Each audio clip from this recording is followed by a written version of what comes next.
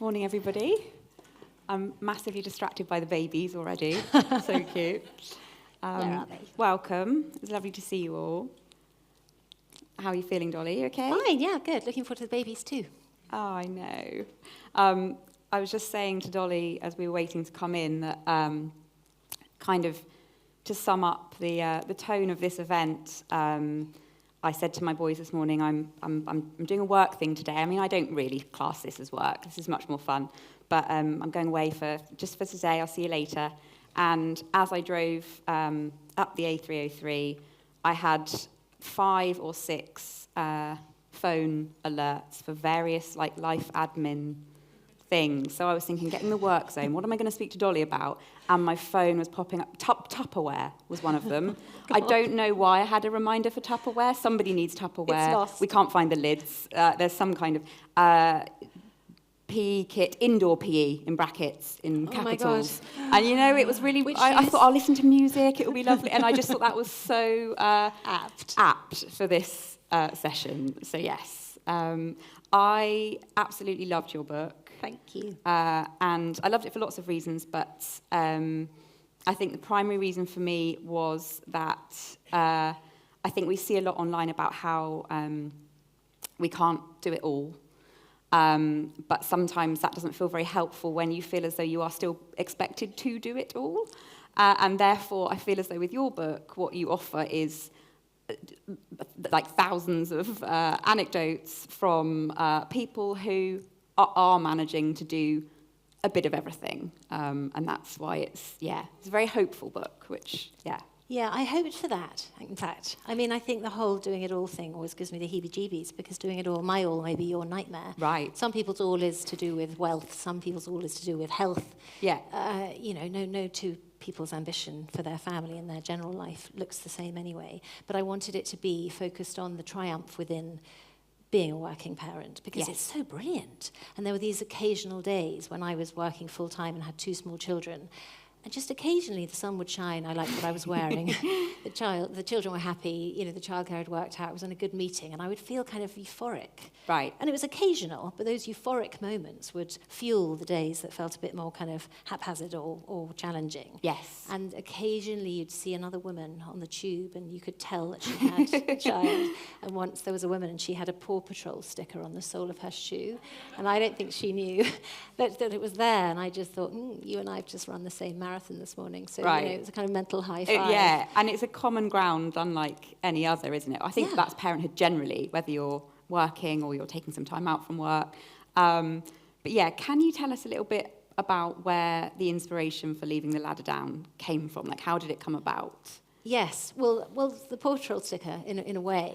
But I had our son in 2012, and I was working at Vogue, and I loved the job. It was a real kind of high voltage, everything you imagine about Vogue. It was like that. Yeah. And so I really loved it. Went away planning to come back within about 6 months, and I hated people sort of, giving me a cupcake and saying, don't worry, have a lovely break on maternity leave, and we'll see you when we see you. I was like, no, I'll be back, and I'm determined and enthusiastic about coming back. Yeah. And then when I came back to Vogue, despite being in a kind of environment that was full of women, creating a magazine for women, it felt not rude, but it felt the wrong thing to do, to talk about the baby, to talk about the kind of, certainly not the birth, certainly nothing to do with now this new person that I was. It just didn't seem right. And little by little I worked out that I was working among women who had children, but I didn't know their names. I didn't know how old they were. And none of us ever talked about our children, or the combination of these 2 lives we were now leading. Then 18 months later, I was pregnant again and had our daughter after 2 years. And while I was pregnant, I was promoted to run all of the Condé Nast digital titles. And I was promoted by a man who was younger than me and didn't have children. And I'd said to him, hugely pregnant, when he said, how about this job? And I said, I've got to go away in a minute. What do you mean? But I'd love to do it. And he said, I don't mind. Just I need to know what you've done. I need to know how you did it, and I need to apply it to the other. He wanted the same thing that we'd done at Vogue to happen across the other titles. So he just needed my experience. And he said, I'm not really interested in that. Like, just come back when you can. And that was pretty refreshing and unheard of. But it was other people's reaction to the promotion. They were like, what? But you're pregnant. Why are you being promoted? And it was that made me think, there's something in this. Why does everyone assume that this means I'm kind of going towards the exit? Yeah. And so then I came back, and it was a much more corporate job. And I would be in really high-level sort of commercial meetings and occasionally see a woman who was, heavily, professionally attired and hard-hitting professional woman. And I'd think, I know what you've been doing this morning. And once in a while, I would pluck up the courage to speak to them about it. And even though it felt like this non-conversation, once you kind of started to pick away, it would pour forth from them. The funny things, the funny stories about their nannies, or the terrible guilt they felt, or the funny things they'd learned, or the funny things their children had said. And there was such joy in talking about it, and that sense of euphoria, the occasional euphoria. Yeah. And I just thought, if we can somehow harness that into a book and give it to the person I was when I first had my first baby, to go, this isn't necessarily going to go wrong, and it doesn't necessarily mean you're going to go out of the exit door, to try and galvanise a new generation of women who feel that it's possible in a million different ways, but it is possible. There's something really empowering in that openness, I think, in sharing how you're finding it, the good, the bad, and the ugly at times, I think, in whatever stage of work that you're at. Because I think part of our fear sometimes is that fear of judgment. So when you were going back to that workspace after maternity leave, and it's always that thing, I think, as parents, but particularly for mothers, where you feel as though at work you must not be seen to be doing any mumming, and then at home you kind of need to shut down the work. And of course we all know, especially in the pandemic, which I think we'll get onto, those lines blur, and it's not always possible. But I think that judgment thing is really interesting, because where you're saying that you were feeling as though people were thinking, why on earth would you be going for a promotion at this point?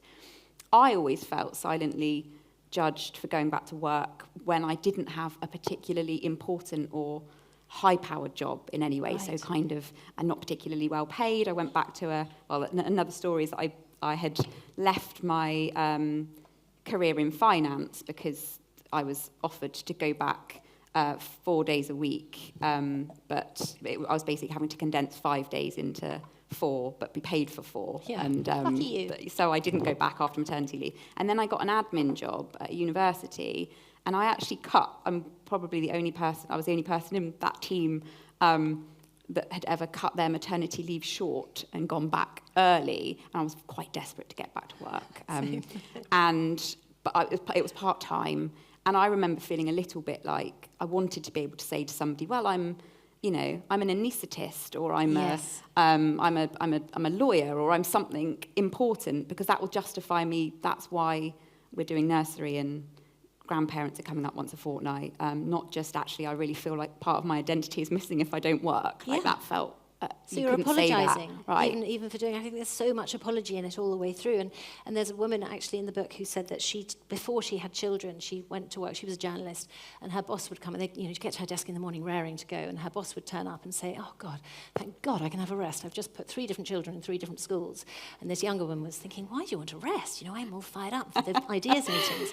And she said, "It wasn't until I had children that I realised that you run a marathon before you get to work in the morning." Right. And I thought, if somebody had run a marathon before they get to work in the morning, we'd all be going, "Wow, you're amazing. Yeah. How are you doing it? Why are you doing it? Let me sponsor you," and be really inspired by them. But when the marathon has involved children and getting dressed and PE kit and Tupperware, it's a sort of, we apologise, and it's all a bit mumsy, and it's all a bit domestic and therefore shameful, when in fact it's fantastic. The work that we're doing at home, I think, complements the work that you do in the office or wherever your working environment, and the two complement each other, a bit like getting fit helps you at work. So I think we should celebrate it, because also then we make the kind of language around working parents, we make them more attractive to employ. Because look how tenacious they are. Look how energetic they are. Look how resilient they are. As we were just saying before we came in, we both have teenage sons now, and sometimes you need to be quite resilient when you've got a teenage boy coming at you with a bit of attitude.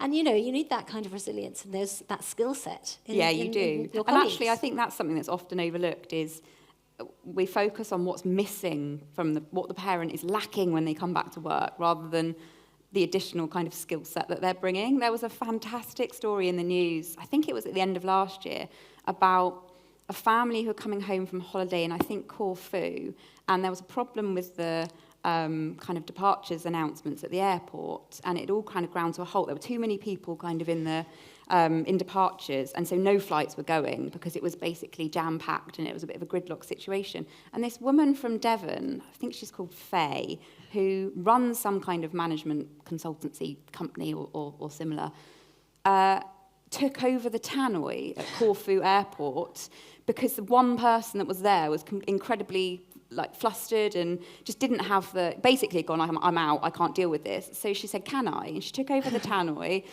And she said, so what we're going to do is we're going to create a channel down the middle, and we're going to say to people, you will get on all of your flights quicker if you cooperate. We're going to work as a team.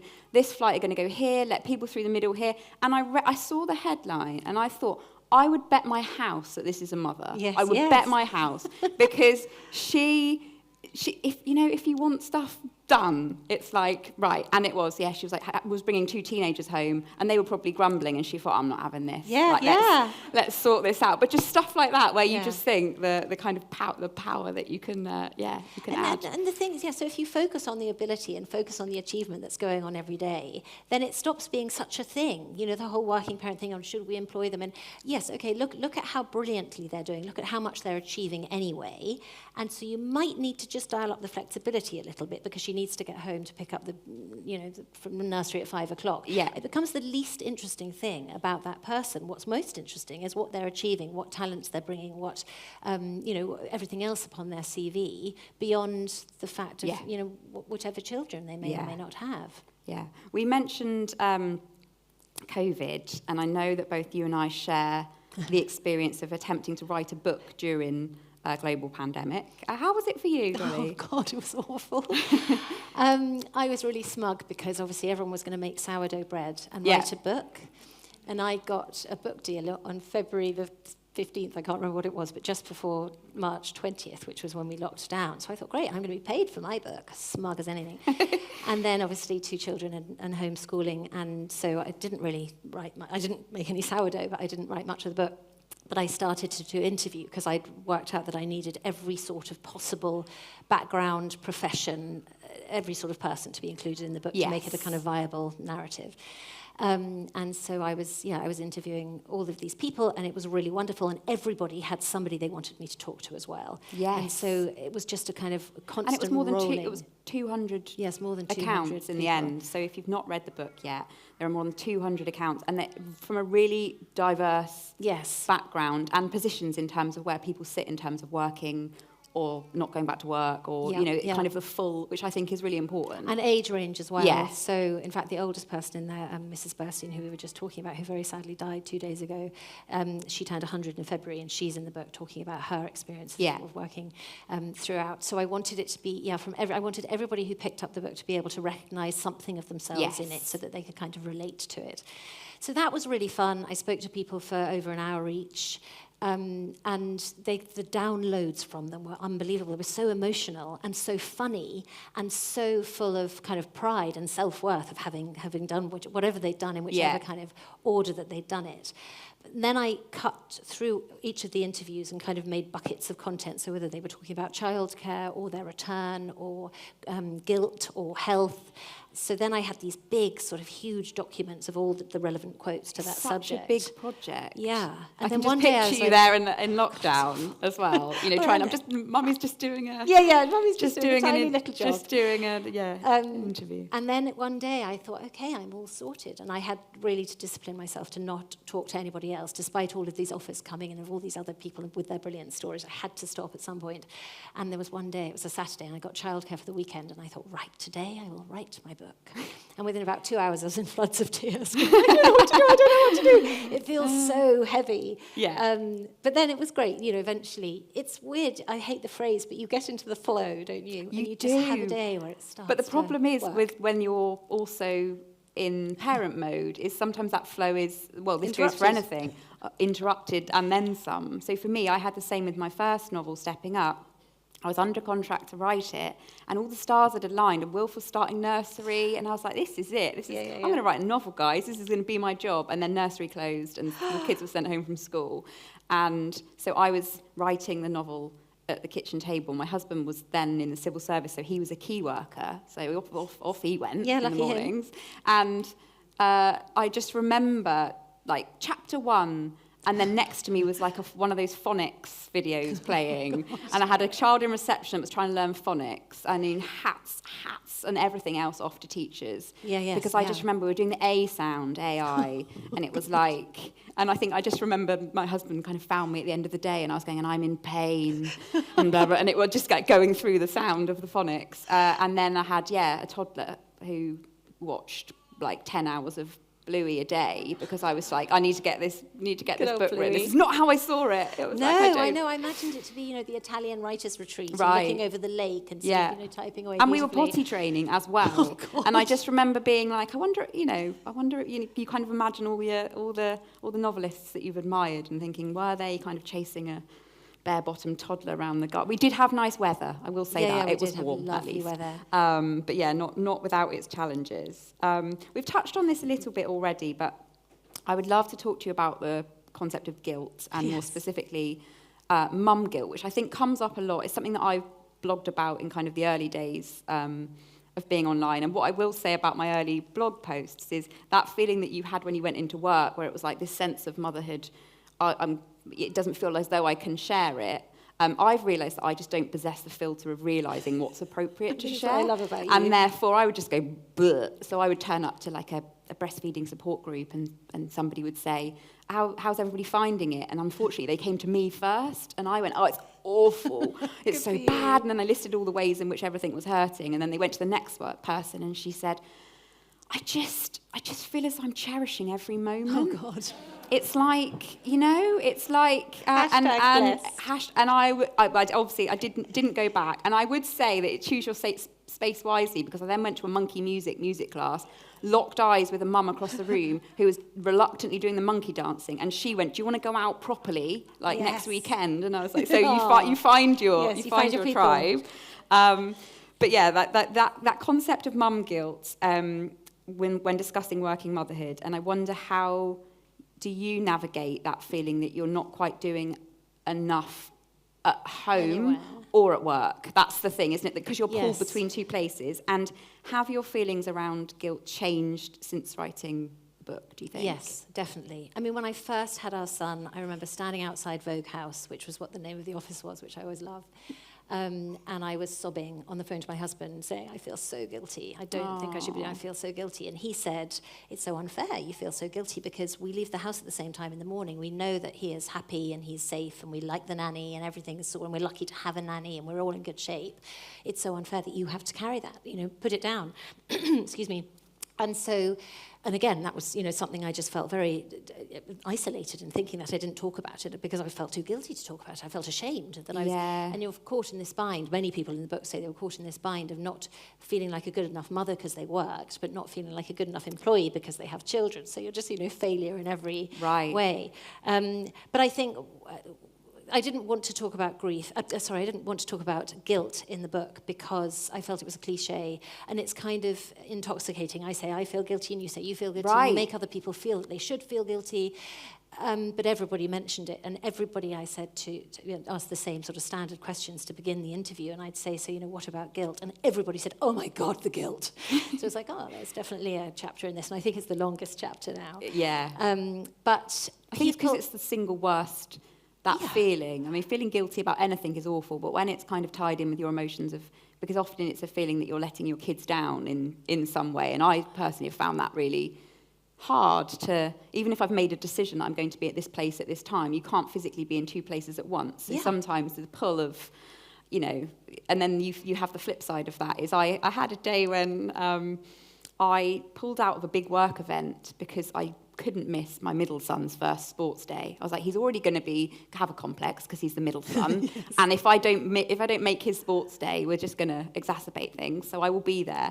And so I pulled out of this work event that actually was a really good work opportunity, but I'd made peace with it. I knew that I would be on stage thinking about the sack race or the egg and spoon race or what have you. So I went to this sports day where he near enough failed to participate in every single event, and also looked a little bit annoyed that I was there. Oh, you know, kind of like I was like doing the sun cream top up, and he was like, oh, even at 5. I was like, oh, mum. And I thought, brilliant. I'm so glad I turned down that big work. Yes. But I basically couldn't win that day, and I think for me it was always humour that got me through, because Yes, it was like, okay, brilliant, that worked out well. You have to. And actually I have a good story which I'll read about, you know, my most kind of excruciating guilt moment. And when I would say to people, what's the kind of worst mistake you've ever made? And they'd go, oh, no, I don't know, I can't think of anything. And so I would tell them this story in every interview. And then they were like, oh, right, yeah, that's bad. No, I can tell you mine now. Because I was going to say, we were going to do a reading. And I might have left it to the end, but I think do it now. Okay. It fits. So I was going to say it's whether or not your children are inspired by you working or not. And I say, but while high-profile women pave their dreams via headlines, it's the work we're doing every day that builds their imagined future. My children running in to check my word count regularly doesn't just help ease guilt or, you know, delay things a bit. It also proves the possibility of their own ambitions. When Hume, aged 8, was tasked with writing a list of favourite authors in his school reading journal, he added, my mum, she's writing a book. So once I stopped crying, I photocopied it and stuck it on the wall next to my desk as a reminder that he's as on board with my working as I am. Plenty of women cited childhood memories of their mother's working wardrobe as nourishment for early ambition. Of course, they occasionally sideswipe you. Lulu resolutely told me at the age of 4 that she wouldn't have children because they'll interfere with my work. That she was at that point set upon a job as Princess Elsa was no comfort. This is crazy talk, I said, cuddling her, my stomach turning over with the guilty knowledge that it was crazy talk taught by me. Not long beforehand, she'd been given a questionnaire at nursery, which can only have been conceived to pour fire and brimstone upon the working mothers among the parents. Amid mildly shameful revelations that pizza and iPads were her favourite things, was question 7. Tell me something Mummy always says to you, which had inspired the excruciating answer, you can talk to me when I've finished my call. The horror of it is that I must have used the line enough times for Lulu to commit it to memory, yet I had no recollection of saying it. Presumably I'd been so unpresent at the time of rebuffing her attempts at conversation that I couldn't even recall blocking her. To make myself feel better and light of it, I posted it on Instagram to a deluge of empathy. Best of all was List's Jenny Cossens. Love this, she commented. My 11-year-old daughter asked me, do you think you'll miss my wedding because of a work trip? But the thing is, I also talked to Julia Samuel in the book, who's a preeminent psychotherapist, and she talks about the power of repair. So no matter how we muck up our children's lives, all of the mistakes we're going to make, as long as when they're older, we allow them to come to us and complain and we listen. Right. And say, look, I might not have done things differently. With the resources I had, I did what I could, but I'm sorry and I'm glad you've told me. That's the power of repair. So I did try this on Lulu, who's now 11, and said, look, darling, I feel terrible about this questionnaire situation. I'm sorry, how often did I say it? And she said, oh, Mummy, for goodness sake. I didn't have much of a memory. I was 3, and you probably didn't say it very often. You probably said it once that morning. It was just the last thing I could remember. So this is the thing. So when they're questioned, and it will be something that will come back from nursery or from school, it's like when the teacher asks what they've done in the holiday. Came to school in the car. Admittedly, our last kind of few Easter holidays, February half term, October half term, we haven't actually gone anywhere, but we have made an effort to do various things. We've paid to get into places and, gone for some wholesome, like, moorland walks in Devon and all these things that we've... And then it will be like, what did you do? And they'll just tap into yesterday. Yes. So it will be like, well, we had McDonald's for tea and mum... We had one where... Wilford put, and Mum shouted because everybody's school shorts were too short. And that did happen, but other stuff had happened over the whole thing. Easter Bunny came, right? Like, stuff had happened, and they just throw you under the I think throw there's you a under the conversation bus. to be had with the schools about how the parents and teachers can kind of collaborate for the working parents as well, Right. for exactly that. Yeah. I mean, I can remember writing that, going back on a Monday when I was at Princess Mead, and it said, and I would always draw a car and said, this is me coming to school in the car. That's all I ever had to give after a weekend of, Easter Bunny and joyfulness. So yes, the parents and teachers, maybe schools could somehow keep the conversation open about how to make it more of an easy conversation, less of a shameful one for working parents. Yeah, absolutely. We've talked a little bit about the flexibility or potentially the need to be a bit flexible around working hours. I remember for me, when I went from being full-time to part-time, I felt a little bit as though I'd been missold, because I felt as though I was told this was kind of like the holy grail for working mothers, right? We'd do 3 or 4 days a week. And then they said, you'll have the best of both worlds. Yes. And I was like, most. I'm so ready to have the best of both worlds. How exciting. And then I realised that what I had was a bit of both worlds, and not always the best of it, but it was possible to kind of make the best of it if I was able to kind of reframe how I was looking at kind of each camp. But Yeah. I just wondered whether it often feels in society as though that idea of kind of scaling back or taking a step back or condensing hours is seen as quite a negative thing for working parents, as though it's a backward step, or that you're kind of taking your foot off the pedal in a way that's kind of at the expense of your career. Why do you think that is? And do you think that there has been a shift? And again, I think COVID has changed things for a lot of people just in terms of that working from home flexibility. But even so, that kind of, if you're going part-time or if you're condensing your hours, is it seen as being you're kind of sacrificing your career in a way? Yeah, I think it still is. People talk about COVID having changed things, for the better. I think hopefully for some people it has. I don't think it has, certainly not across the board. No. But I was certainly guilty. I felt my trajectory was only should be upwards, and I never wanted to go part-time. I felt like that was a slippery slope to sort of undoing all the hard work I'd done. And I had eventually, it was just feeling like too much. I wasn't seeing enough of the children. And one of the guilt avoidance strategies is to work out what you need to do. If you feel guilty, you should change something. It's not that you're just should feel ashamed and self-flagellate. You can think, okay, well, I need to do something differently. So I thought, well, I'll take a 9-day fortnight. So every other Friday I took off, which meant obviously a 10% pay cut. And it just meant I spent every Friday working at home and not being paid for it. It was completely didn't work. And sometimes even paying for childcare, because I had to go in for a meeting anyway, but still I wasn't being paid because of this arrangement. And then when I wanted to reverse that, they quite liked not paying me the extra 10%, so I couldn't go back on it. But eventually, I realised that I had potential to set up a consultancy, so I left Vogue and set up the consultancy, and that was it was much easier than I thought. It was sort of a sudden freedom from Vogue and sudden flexibility. But what was funny was that when I was at Vogue, I had a PA, and she was excellent. And basically, she nannied me. And then at home, I had a nanny who nannied the children, and then suddenly I didn't have a nanny and they didn't have a nanny, and that was a huge amount of work to suddenly do at home.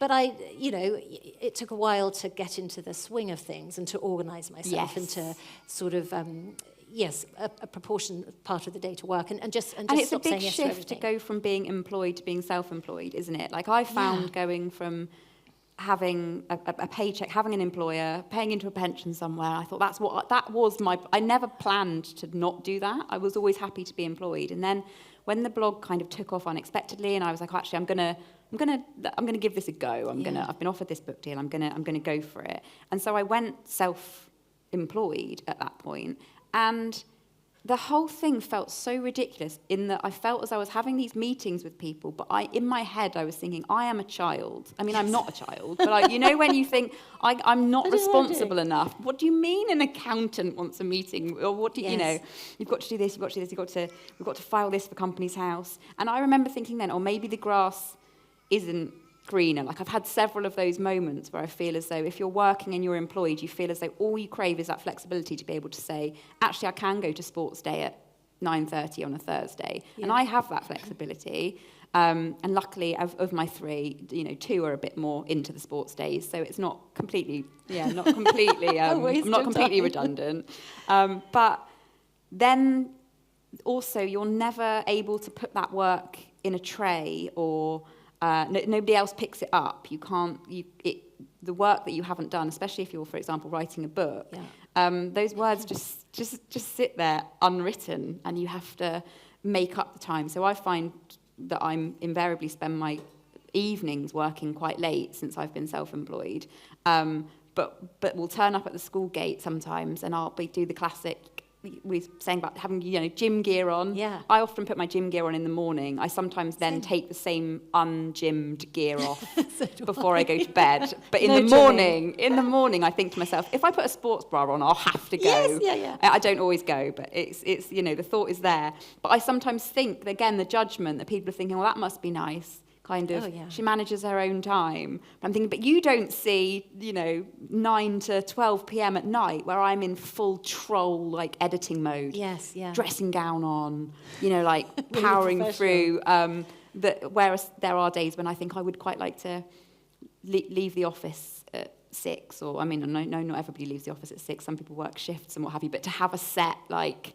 That is that. I think there are just different pressures for either one, and you just assume, don't you, that as you right. say, the grass is greener.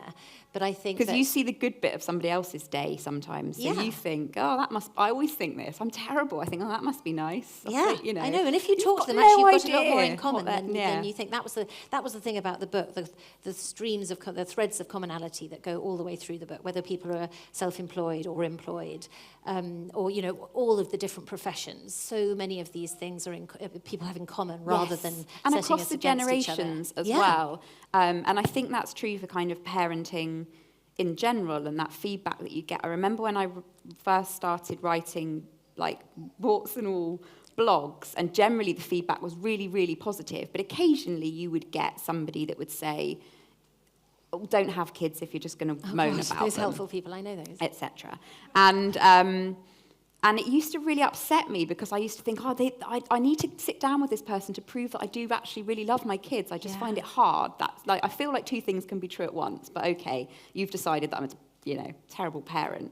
What really, really surprised me is when I did the book tour and met lots of mums who would say, thank you so much for being honest. I found new parenthood really hard. And then their mums were often with them, and they would say, I found it really hard too, but we didn't say then. No one said, it feels like a cycle breaking thing. And I feel as though there's that element in your book as well, where it's like the whole premise of leaving the ladder down is it's changing for each generation, and part of that is that openness. Yeah, and there's a whole chapter, End the Mother Wars, because it's the people who don't work versus the people who do work. Right. Which from the outset, I'm like, we're all working. Once you have a child, obviously, we're all working. That's just a given.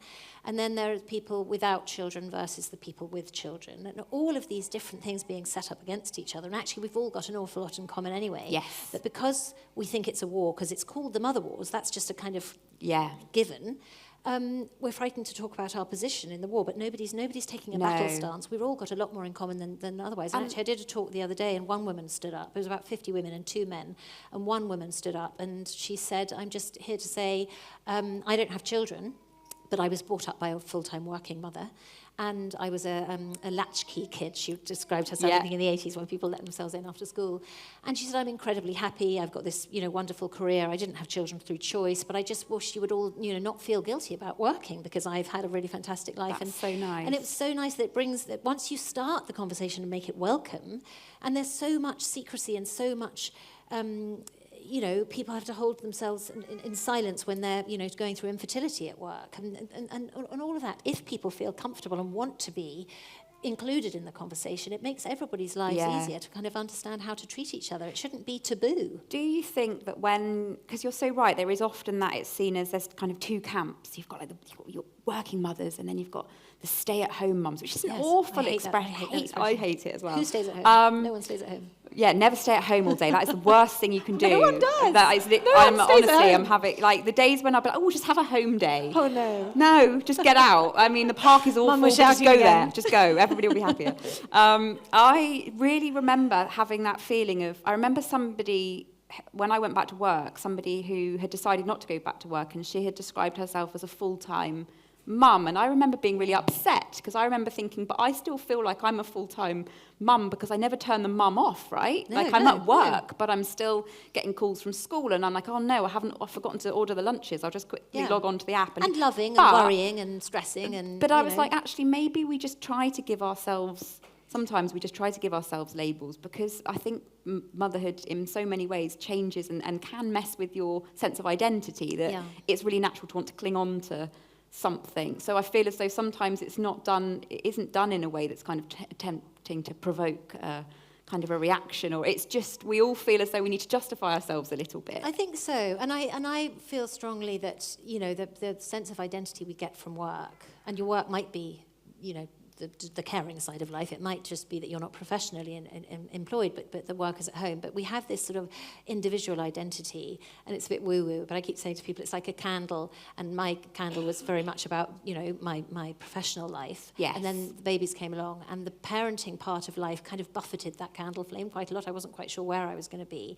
And now, you know, it's a whole muddle of different various consulting jobs and the children.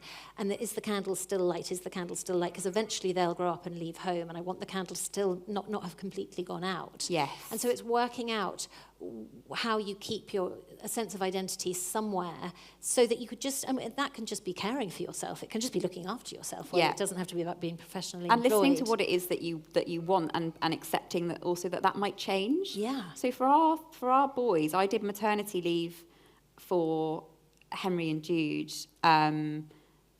It was, you know, that was on me. And then when we had Wilf, by that point, because I was self-employed, I actually only officially took like a couple of months off. And then I handed over the parental leave baton to my husband, who for the first time ever, he took 9 months off. And it was fascinating, because I really saw it from the other side. So all the times that I'd felt kind of judged for going back to work early, the number of times that he would take kind of baby Wilf out somewhere, and somebody would say, oh, are you giving mummy a rest? Oh, and it was like, I mean, their day trip activities were hilarious, because I would be like, right, we need to do monkey music, baby sensory. If we don't crinkle stuff in front of him, his eyes aren't going to develop. We need to do this, we need to do this. You would do like 100 things, right? Play classical music, otherwise they're not smart. Einstein, we need to go to the museum. He's not been to the museum yet. He's like 6 weeks old in his family. And I would say to my husband, I would phone him from like a work event, and I'll say, where are you? And he'd be like, us boys are just hitting up Screwfix, getting some paint. And Wilf would just go round with him in whatever he... And I was like, I love that. That's what I should... I mean, I wouldn't have wanted to have gone to Screwfix, but I could have just done... Do you know what I mean? Just carried on with my... It was so interesting that I've almost felt as though we needed to check in with each other. We both could have learnt from each other's parental Although some people in the book say that they did share leave with their husband or the father of their child. And then one teacher comes home and says, oh, God, it's, you know, time for me to... Oh, no, I just want to feed the baby. I need to, you know, partly just offload the milk. Yeah. And he was like, oh, no, it's nap time. You can't come near the baby. Right. And she was like, I am never sharing maternity leave again. This is my child. I know. So actually, it's not, you know, one size, that's the main thing about the book. One size doesn't fit all. And also a lot of people, you know, the holy grail would be if we could share parental leave equally. Yes. And then some people, I said, you know, wouldn't that be great? Or wouldn't it be great if your husband, you could carry on with your career and your husband stayed at home, or your partner stayed at home and did all of the domestic stuff? And quite a lot of women went, ooh, no, but it's so unsexy. And I thought, the poor men, you know, we're saying, wouldn't you help me? But now you're not sexy because you are helping me. So it's, you know, it's really, it's a complicated, and it's a very individual. Yeah, it is. James was experience. So much better at parental leave than I was. Like, it's probably taken me, Wilf's 8 now, and I've come to terms with that. He was just better at it. Really? I find babies quite stressful.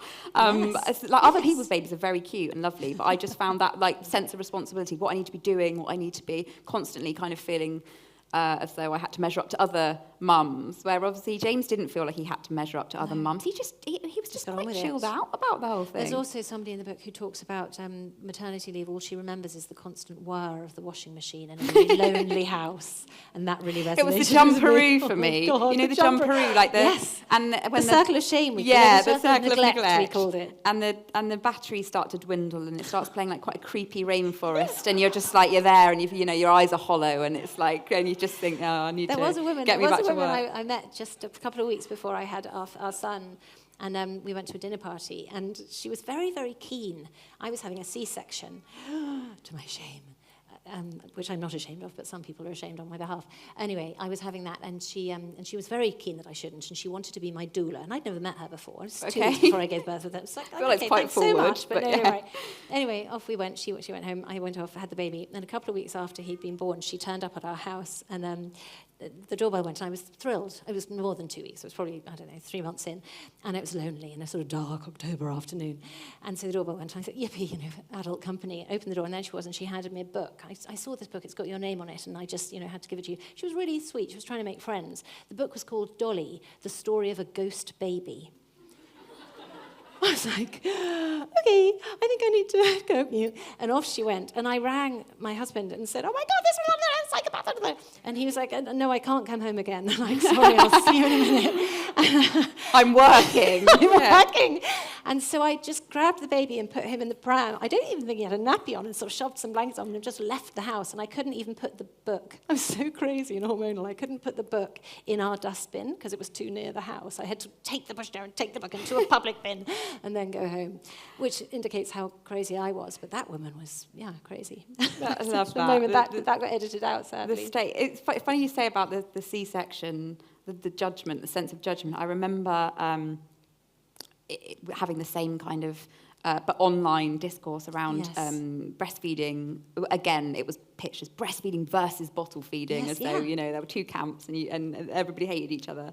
And I breastfed my boys to varying degrees of success, and I really remember with Wilf, he was just desperately unhappy about everything, and I remember deciding that I was going to make the move to formula, and I'd shared it online and had a lot of, this is like, thank you for sharing, blah, blah, blah. And then I had a comment from somebody that was like, I feel really sorry for Wilf that you're not willing to do what's best for him. God.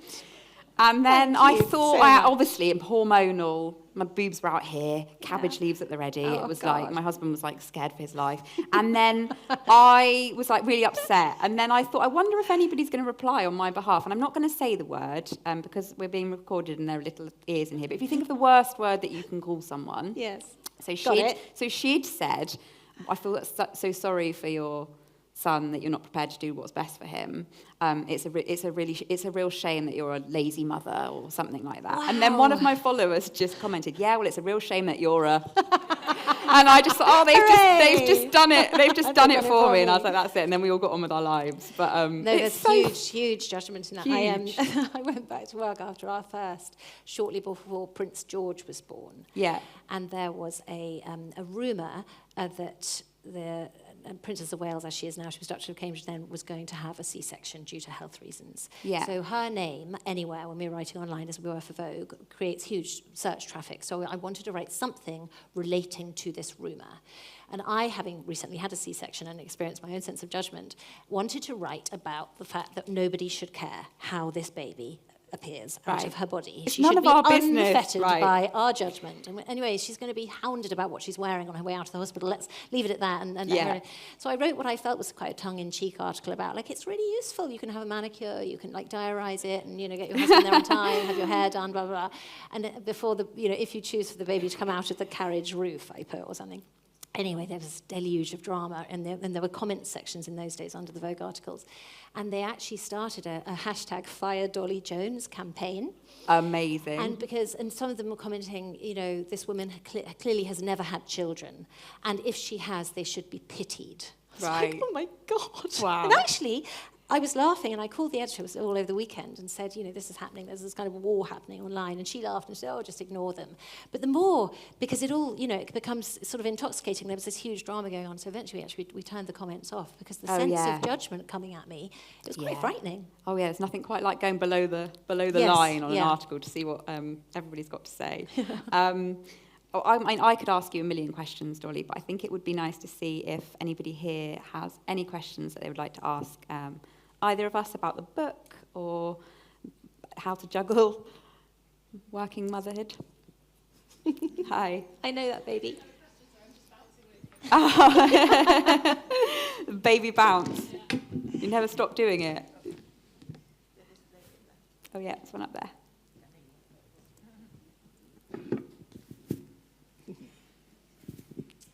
I loved hearing everything. It was really, really great. How do you manage burnout? Or do you ever feel like burnout is just part and parcel of everything? But yeah, how did you manage it? I was asked that the other day on a podcast, actually, and I'd never been asked it before. And I thought, I've never had burnout. And I said, I experienced grief when my father died almost 20 years ago. And it was a very, as so many of us know, it was horrifying in so many ways. I felt like I was at the edge of the abyss. And I had to really look after myself well. I had to really eat well and sleep well and not drink too much alcohol and exercise. And, I do all of those things to varying degrees of success throughout life. But I think it showed me how frightening life can feel. And so, all I need now is a little bit of a sore throat. And I'm like, ooh, I'm getting a bit close. And so I start to look after myself. So I don't, and I think once you have children and you are working, or even if you're not working professionally, it's so tiring that unless you keep quite a close eye on all of those health benefits. A woman actually at that time described to me a brilliant phrase, which is to delicious yourself. And if you're feeling a little bit near the edge, you need to delicious yourself. And that means having fresh vegetables in the fridge. And she described it as having as much new underwear as you can possibly afford. Just like white M&S pants, not anything sexy and lacy. Whatever you go for. But things like that, just make sure that calling a good friend, having a nice walk. As soon as you feel a little bit edgy, you can kind of put things in your life to mitigate possible burnout. Yeah, I would say I definitely agree with you. And it's like when the warning lights come on in the car, I think sometimes, although perhaps that's a bad analogy because I generally just ignore the warning lights in my car. So maybe that's, but I've got a system. If it's just a little light, it's fine. If it pings, I will say something's going on with the car. But yeah, that whole thing of if there are warning lights coming on in the car, generally you know that something needs attention. And even with like the fuel light, so the petrol light will come on, and it depends where you are. If you're kind of a petrol gambler and you're like, it says 50 miles, but we can definitely go for it. Or if you're kind of, no, we need to top up now. But I feel as though I've definitely learned in terms of burnout and kind of self-care, which I just always used to think doesn't sound a bit wanky, does it? Self-care. Yeah. But also, I just think that actually if you can do something before you're like rolling into the petrol station forecourt about to completely conk out, because I had the signs, I had a little bit of it. Like, so for me, it's often a little bit of I'll get a headache, or I'll just be generally narky, and not just like 2 days a month, but like just, because I've kind of gone, something's at full capacity and I've got nothing left to give. And actually then I say to myself, you're doing your future self a favour to do some kind of a top up now. Like it actually makes more sense to do it this way, and you just have to get past that feeling of it. Sometimes you feel almost it's self-indulgent, to do something for you. But actually, it's what you need to do to then not get to that kind of crisis state. But it's a good question, and also I think it's a question we should all ask of our, like when you interview people when they're coming in for a job. It's quite a good one to open up the discussion and go, oh, you said your throat goes wrong, or how your car lights have they flashing, because we all do potentially experience it, and whether you have children or not, it's a good question. It's a good question to know about yourself. I'm really guilty of doing that Martha thing of being like, well, I've got no I'd love to exercise, but I don't have time. And then I'll get my screen time report, and I'll go, seems I did have some time. You can find, 20-minute workout or something that makes you feel good. I know it's not always easy, but definitely those choices to kind of think, what can I do to kind of top up my well-being, I think, before you get to that, crisis stage. But this has now just reminded me that my tyre pressure is low on 2 tyres. It's okay, I'm going to check you before we go home. Any other questions?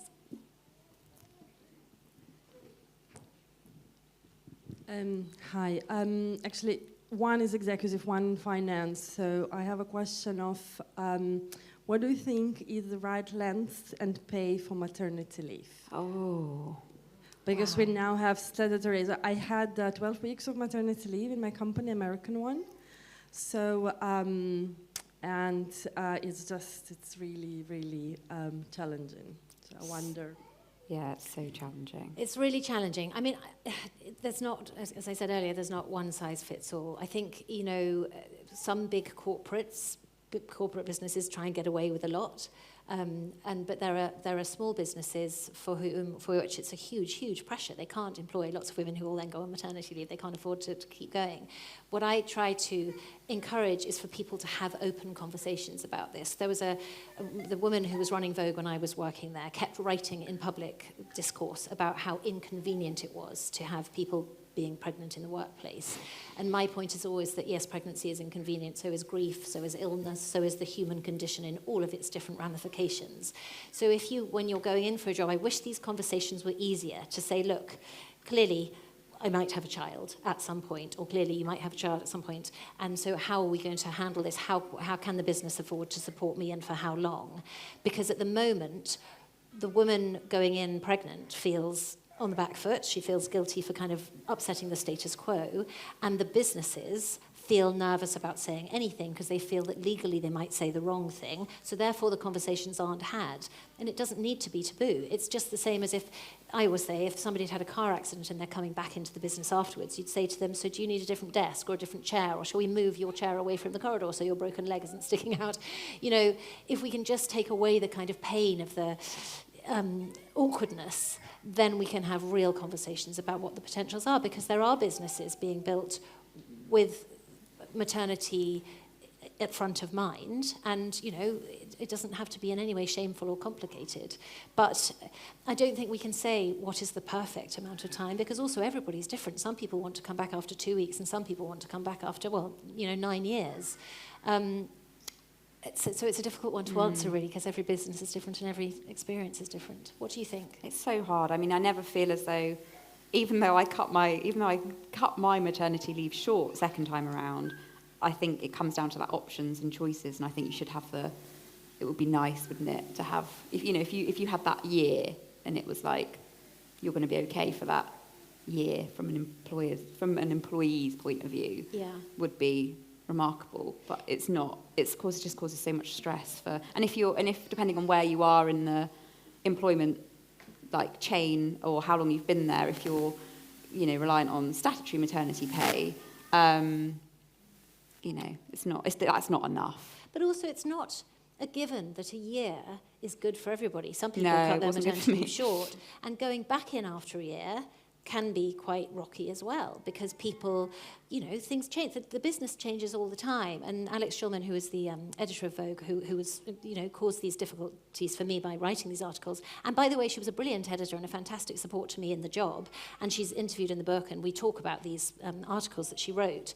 But her point is, women shouldn't expect their jobs to be preserved in aspic while they're away, i.e. you can't leave and then 6 months later come back and expect it to be exactly the same. And I agree with her. I don't think anybody does expect it to be exactly the same, because the business changes and the market changes, and of course the teams will change. But if you go in and then have an open, easy, curious conversation about what's needed now, how has my role changed, it's easier for everybody to settle in. But the financial aspect is always going to be difficult to talk about, but we have to be brave about it, and we have to be curious about it, and hopefully will become easier to find the right answer.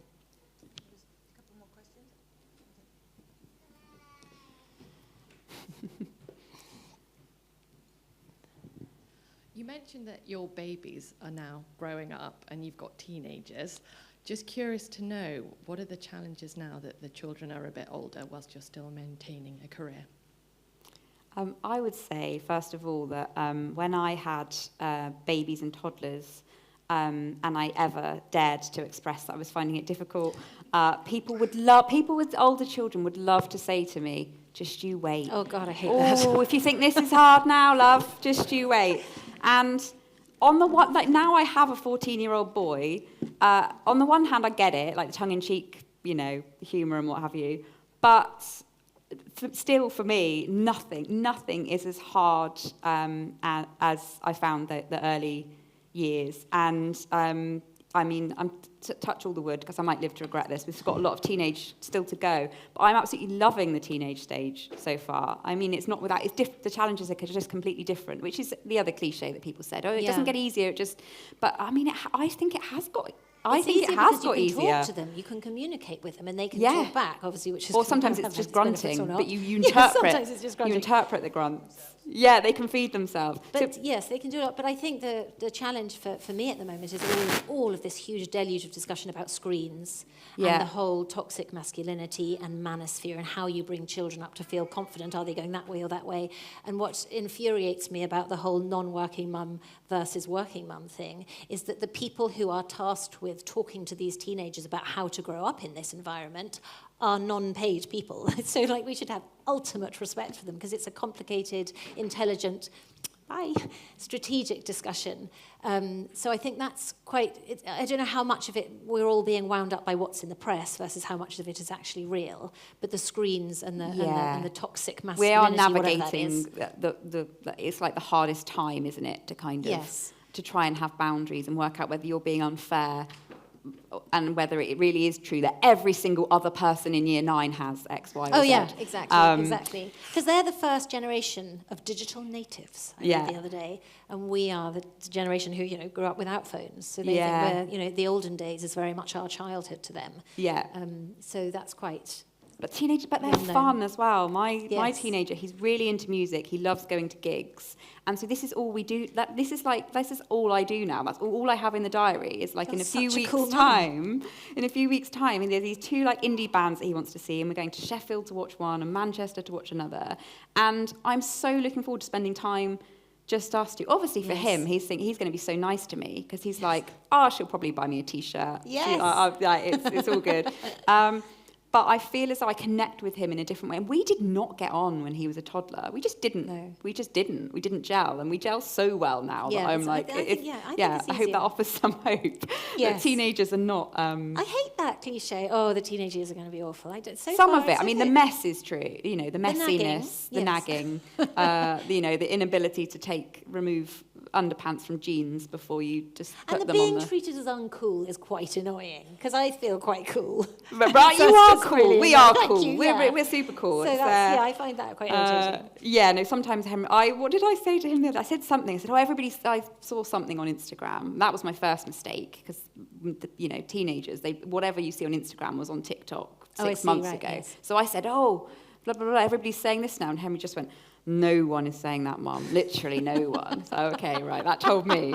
But, he does humour me a lot of the time. But it is just different challenges. And like Dolly said, the problems are in some ways bigger problems in that if it's something like smartphone usage or something that's kind of a really thorny issue. But I just feel like you have more in the tank to cope with it, whereas it could be a very little problem from other people's perspective when they were babies and toddlers, but to me it felt very big because I was very tired. Yes, yeah. I think we've got time for just one more question. I think that lady there wanted to ask. Do you mind waiting for the microphone? It's just people behind won't be able to hear otherwise. It's about societal and cultural expectations, and I'm just wondering, it's a bit of a personal question really, but have you had these sort of open conversations with your own mothers about what their expectations were as when when they had work, looking after children? I wonder if anything's changed and you've discussed it with them. Yes, over the years. I think she's here actually, so we could bring her in a minute. And she's here. She's very shy. No, she's not here. I don't know where she is. I had to write an article when I was in the 3rd year at school, whatever that made me, 15, about feminism. And Mummy sent me loads of articles about in the papers that Daddy used to do that to me all the time. It was really infuriating. Mummy sent me really ones that I wanted. And it was about whether when a woman was outspoken, she was known as strident, whereas when a man was outspoken, he was known as strong.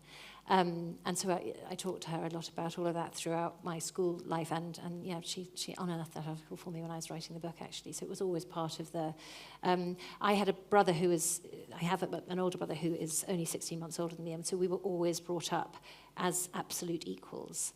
And I think it didn't occur to me that I wouldn't have a career, because we just were treated the same all the way through. And it's only now when I speak to other people or hear that they were brought up by parents who perhaps their brothers were brought up to have a career, and they as a woman were brought up not to, or to have a career that would be flexible around their children, and how infuriated they are as adults now about that made me realise that that wasn't the way that I was brought up at all. Yeah, I also benefited from growing up in a household where myself and my sister were encouraged to nothing was sort of off the table in terms of what we wanted to do. I actually lost my mum when I was a teenager, and she had been a primary school teacher and had taken a career break when myself and my sister were born. And I really remember the day that she turned up to my primary school as a supply teacher, and it was the most horrifying thing ever, because it was like, what do I call her? You know, Yes. like, it was awful. And then she's got a full-time teaching post at another local school. And coming back to the sports day thing, it's an ongoing joke that I have with my dad now, where he goes get the violin out, because my parents never came to sports days or plays, or because they were doing, because my dad was also a teacher, they were doing sports days and plays at their schools. Yes, And this is a real, this is really hard if you're a teacher. So, but again, didn't scar me for life. That kind of, for me, the thought of one of my boys standing on a stage and looking out into the audience of faces and not seeing me or James is like, well, it would be the end of the world. And then sometimes I think, hang on a minute, I was Mary in the Nativity and my parents weren't there. It didn't do me any harm. So yeah, that definitely that ethic of I never felt as though it was, maybe it was because it was us two girls, but it was always like, you can be. Yeah, it's the pressure you put on oneself. A lot of people in the book who came from a family where the father, the traditional family where the father was the breadwinner and the mother was at home with the children. But they grew up and I kept hearing the phrase, I wanted to mother my children as my mother had mothered me, and I wanted to emulate my father's work ethic. So you're trying to be two people at once. You're gonna trip up at some point. I'd like to step in now, because I know that this conversation will go on for a really long time. And we've actually got a full house as well for our next event, which will be in here. So I'm Sian Searles. I'm one of the co-founders of the Winchester Books Festival, and I'd like to thank Dolly and Sarah very much indeed for such a fascinating insight into mothering and childhood and raising children. And my boys are now late 20s, so you've got a few shops. But yes, I completely agree with you that it is a lot easier as you get I think people forget how exhausting it is when you're new mums with new babies. It's absolutely exhausting. If you'd like to attend more talks like this, then we have some more on today, and we've got Martin Clunes coming on the 1st of May, and Claire Fuller doing an event with us on the 8th of May. And if you sign up for our newsletter, then we are able to update you all as to when we have future talks, and also we will be sharing a link to this talk, so you'll be able to review it and go back over some tips. Both Dolly and Sarah will be signing books just through in the community area. P&G Wells is here today to sell their books, and they will be very happy to sign them. And I'm sure if you've got any questions, both of them would be more than happy to provide some answers for you. So without further ado, thank you very much, Dolly and Sarah, and thank you very much for coming to Winchester. Thank you. Thanks for having us.